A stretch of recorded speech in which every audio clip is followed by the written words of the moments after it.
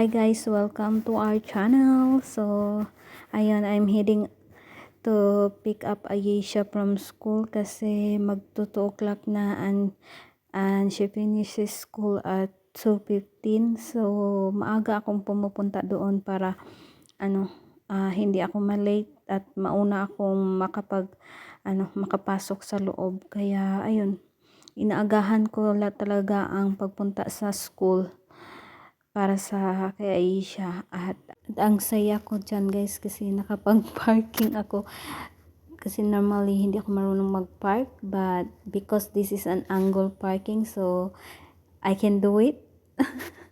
Pero pag other parking, oh my god, I'm really terrible at parking at the moment. So yeah, masaya lang ako.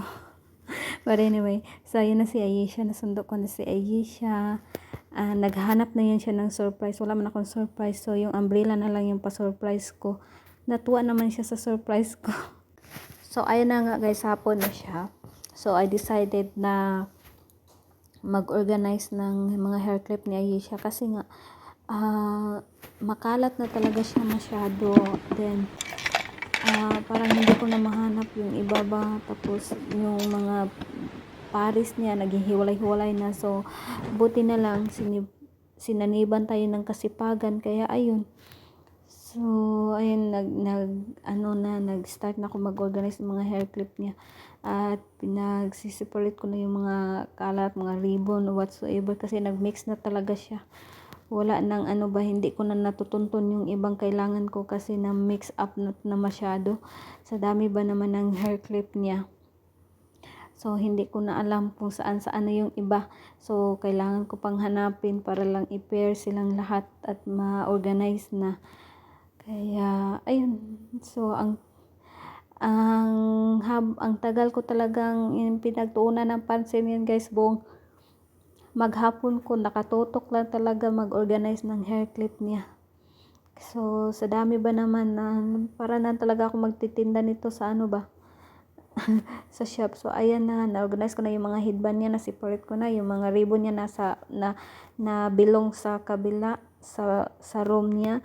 So ayan yung mga pang ponytail, tapos ayan yung another headbands niya nung baby pa siya, yung iba niyan masuot pa. Tapos yun another hair clip na naman. So ayan. So masaya lang ako kasi na-organize ko siya. Ang saya lang, ang ganda na tignan. So, 'di ba, easy ko na silang hanapin. So, dito naman tayo sa room ni Aisha. Dito ako kasi nilalagay yung mga hair clip ni Aisha. Kaya, para easy ko basta makita. So, ayun. Gusto din daw ni Aisha, nagustuhan niya yung mga pag-organize ko at gusto daw niyang i-vlog. So, kinukulit niya ako. Gusto daw niya ipakita sa guys yung mga hair clip niya. So, ayan, siya na mag-vlog. Hi guys, can you see? Look at my beautiful Yeko hair. And that's Miko. See? It's Miko. Say Mipu, Mipu. See, it's Mipu. See? Say Mipu, Mipu. Look at my blue hair. Blue tight. I don't want a blue tight.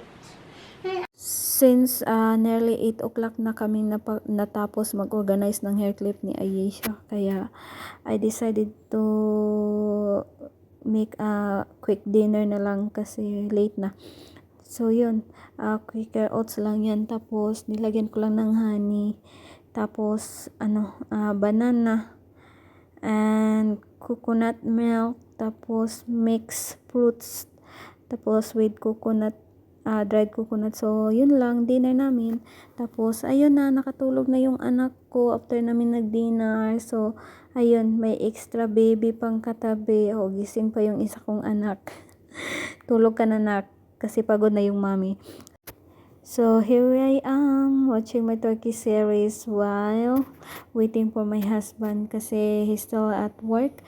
Kaya ayan si Aisha, she sleep with us kasi she doesn't want to sleep in her own room. Na sinubukan naman naming ibalik siya sa kwarto niya pero hindi talaga, ayaw niyang matulog talaga doon, kaya wala kami magawa. So we still have to deal with it at the moment. So that's all for today's vlog, guys. Hope you like this video and give this a thumbs up. Bye bye, good night.